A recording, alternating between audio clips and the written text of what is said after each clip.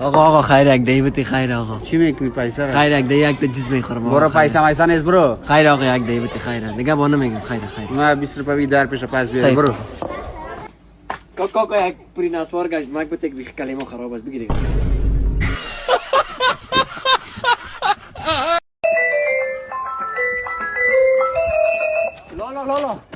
لالا اسکریم 5 روپیه چند روپیه است؟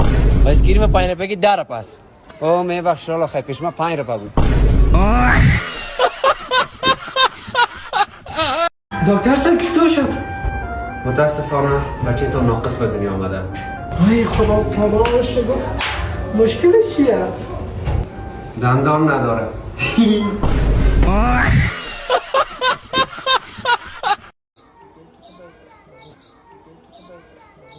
خوشتیم؟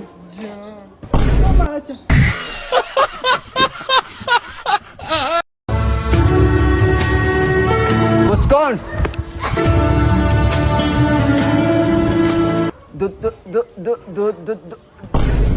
لالا فعلا دیگه دیجیتال فایده نداره.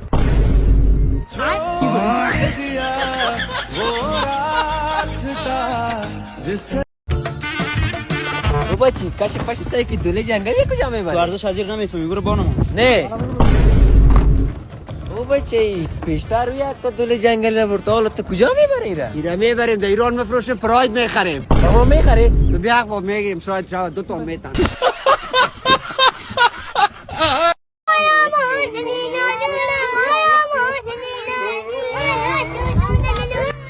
با خدا اون بچه بیا در سعی چی میکنه.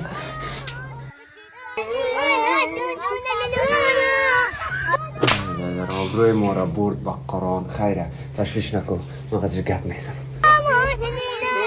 چی میکنی بچه؟ الکل است نمیبینی بوتای خوش کنم. خب که بوتای تا خشک میکنی آدم هستی خر هستی آدم تو میگیره ساکتک شبان میکنه بعد از او کار خورا میکنه. خیر ببینی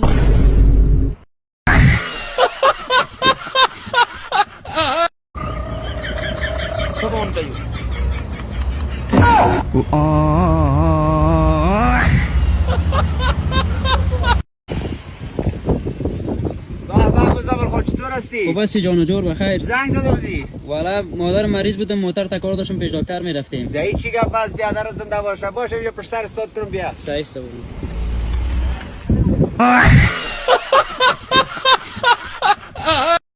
برو بشو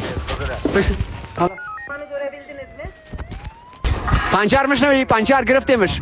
حالا بشی مردانگی کار هر نامرد نیست پیچ کش بشی شاطر دم مرتضی گیرت کنیم گپای دست بشی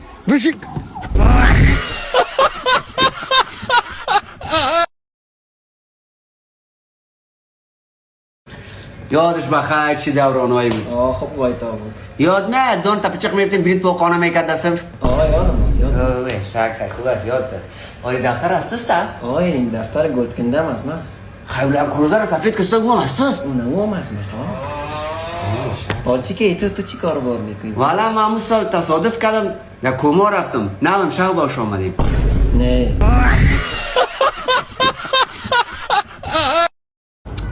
بچهش اسمی تو زرد است مزه میکنه. اسمت تو ویک میده. ببدر شما شرم نمیکنه کتا بچه ها سکت چوشکی های زیاره شرم کنه یک کمه.